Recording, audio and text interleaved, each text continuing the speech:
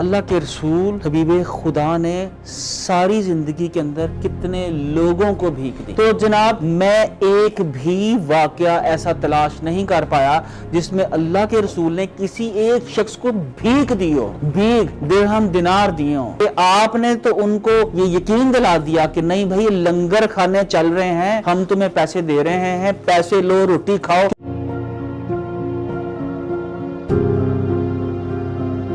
السلام علیکم every one. بھکاریوں کے دیش میں رمضان ایسے گزرا کہ یہاں پر ہر دوسرا شخص بھکاری نظر آتا تھا. آپ گاڑی پہ جا رہے ہو تو وہاں پر اشارے پہ رک رہے ہو, وہاں پر آپ کو کوئی ناک کر رہا ہے. بازار جا رہے ہو تو وہاں پر آپ کو ہر دوسرے قدم کے اوپر ایک بھکاری مل رہا ہے. اگر کوئی شخص کوئی چیز بیچ بھی رہا ہے تو وہ بیچنے سے زائد اس کا دھیان اس بات پہ ہے کہ کسی نہ کسی طرح آپ سے اس کو بھیک مل جائے. تو جناب بھیک کیوں نہ ملے, کیونکہ یہ ہے بھکاریوں کا دیش. یہاں پر سبھی مانگتے ہیں. یہاں پر ہماری اس ملک و قوم کے سب سے اعلیٰ منصب پہ بیٹھے ہوئے وزیر اعظم بھی مانگتے ہیں, چیف آف آرمی سٹاف بھی مانگتے ہیں, اور جتنی حیثیت ہے اس ملک کے اندر اس حیثیت کے حساب سے ہر شخص مانگتا ہے, کیونکہ ہم لوگ بھکاریوں کی قوم ہیں. تو جناب میں اس چیز کو ذہن میں رکھتے ہوئے میں یہ ریسرچ کر رہا تھا کہ اللہ کے رسول حبیب خدا نے ساری زندگی کے اندر کتنے لوگوں کو بھیک دی. تو جناب میں ایک بھی واقعہ ایسا تلاش نہیں کر پایا جس میں اللہ کے رسول نے کسی ایک شخص کو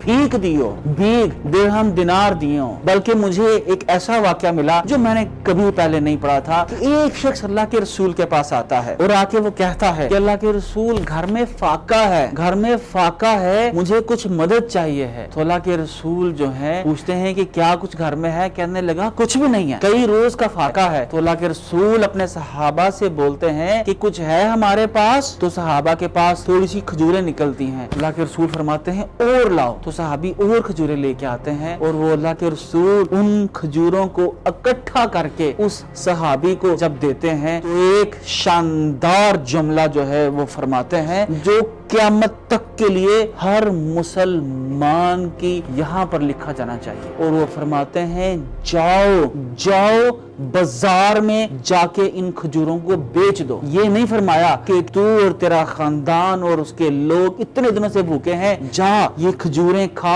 اپنے خاندانوں والوں کو کھلا. کیا کہا کہ ان کھجوروں کو بازار میں جا کے بیچ دو. ہمیں راستہ دکھایا کہ شدید ترین بھوک کے اندر بھی ہمیں کاروبار کرنا ہے. اور یہ جو بھوک ہے, آپ سوچیں مالک کائنات نے ہر 3 گھنٹوں کے بعد آپ کو بھوک کیوں لگاتا ہے, کس وجہ سے لگاتا ہے؟ اس وجہ سے لگاتا ہے کہ کوئی سیٹھ آئے اور اس لگی بھوک کو وہ ایک راشن دے اور وہ کھائے. اور وہ جو سیٹھ ہے, امیجن کرو جب آپ نیکی کرتے ہو, کسی کو کھانا کھلاتے ہو تو ایک پلیئر آپ کو فیل ہوتا ہے. وہ پلیئر جو ہے اس کی کیا ویلیو ہے, وہ بھی ایک بڑا ایکسپینسو جو ہے فیلنگ ہے جو آپ لیتے ہو, جس میں شاید پرائڈ بھی شامل ہوتا ہے الا ماشاءاللہ. تو اللہ نے ہمیں ہر 3-4 گھنٹے کے بعد ایسا نظام بنایا کہ اس کو بھوک لگنے, اور اگر 4 گھنٹے بعد کھانا نہ ملے تو یہ مزید بے چین ہو جائے, اور اگر پورا دن کھانا نہ ملے تو اندر آگ لگ جائے. اس لیے وہ آگ لگ جائے کہ وہ مالک کائنات چاہتا تھا کہ ہم اس آگ کو کنورٹ کریں انٹو سم تھنگ, سوچیں. اور اسی سوچ کی وجہ سے یہ دنیا آج جہاں پر پہنچ پائی ہے. ہم نے یہ لیپ ٹاپس بلڈ کیے, ہم نے یہ چیزیں بلڈ کی, سستی سے سستی بلڈ کی, ہزاروں چیزیں انسان بناتا رہا, سفر آگے چلتا رہا, ایجاد کا سفر, سائنس کا سفر, ترقی کا سفر. لیکن ہم نے کیا کیا, ہم نے نیک بننے کے چکر کے اندر, لوگوں کو راشن بانٹنے کے چکر کے اندر اس بھوک کو جو مالک کائنات ایک سسٹم کے تحت ہمیں لگاتا ہے تاکہ لوگوں کے مسائل ختم ہوں, لوگ کوشش کریں, جدوجہد کریں, یہ دنیا آگے بڑھے, ہم نے اس کے اوپر بریک لگا دی. میں آپ تمام لوگوں سے یہ پوچھتا ہوں کہ کیا ہم خدا ہیں؟ کتنے لوگوں کو آپ کھانا کھلا سکتے ہو؟ کیا پورے پاکستان کو آپ کھانا کھلا سکتے ہو؟ پوری دنیا کو کھانا کھلا سکتے ہو؟ اگر کھلا سکتے ہو تو رمضان میں کھلا لیا, تو رمضان کے بعد کیا کریں گے غریب, کس کے پاس جائیں گے غریب؟ کیونکہ آپ نے تو ان کو یہ یقین دلا دیا کہ نہیں بھائی لنگر کھانے چل رہے ہیں, ہم تمہیں پیسے دے رہے ہیں, پیسے لو روٹی کھاؤ. کیونکہ ہمیں یہ فیل کرانا ہے سوسائٹی کو کہ ہم بڑے نیک ہیں, لوگوں کی مدد کرتے ہیں. تو خدا یہ میرے ہاتھ دیکھیے, حبیب خدا کی سنت کو فالو کیجئے، اور وہ سنت یہ ہے کہ غریب ترین شخص بھوک سے جس کی حالت پتلی ہو چکی ہے اس کو بھی بازار کا راستہ دکھاتے ہیں، اس کو یہ نہیں کہتے کہ صحابہ اس کو کھانا دے دو، اس کو بھی غیرت سے بولتے ہیں کہ جاؤ یہ مال لو اور جا کے بازار میں بیچو۔ تو ہمیں تاجر چاہیے ہیں، ہمیں حبیب خدا کی سنت پہ عمل کرنے والے تاجر چاہیے ہیں جو دنیا کے کئی ملکوں کے اندر اپنے کاروبار اسٹیبلش کریں۔ ہمیں کارخانے بنانے ہیں، ہمیں فیکٹریاں لگانی ہے، ہمیں ای کامرس کرنی ہے، ہمیں فری لانسنگ کرنی ہے، کیونکہ ایک کارخانہ جو ہے وہ 1000 لنگر خانوں سے بہتر ہے۔ لیکن جس ملک کے اندر لنگر خانہ کھولنے والا، لنگر خانہ